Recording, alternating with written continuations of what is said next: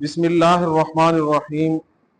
हुजूर नबी करीम सल्लल्लाहु अलैहि वसल्लम का इरशाद मुबारक है कि कल क़यामत के दिन तीन शख्स ऐसे होंगे जिनसे अल्लाह तबारक व ताला बात नहीं करेंगे।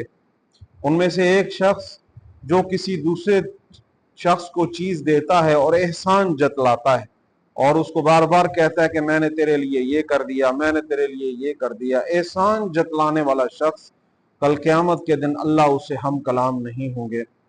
दूसरे नंबर पे वो इंसान जो अपनी चीज़ का भाव बढ़ाने के लिए, उसकी कीमत ज्यादा करने के लिए झूठी कस्में उठाता है अल्लाह के नाम की, तो कल क़यामत के दिन अल्लाह रब्बुल इज़्ज़त उस इंसान से भी हम कलाम नहीं होंगे।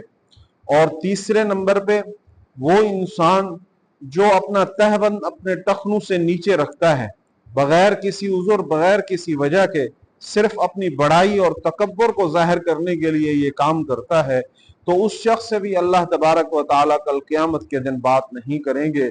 ये तीनों शख्स ऐसे हैं कि जिनसे रब ताला कल क़यामत के दिन मैदान माशर के अंदर इनसे बात नहीं करेंगे। तो हमें इन तीनों आदात से दूर रहना चाहिए।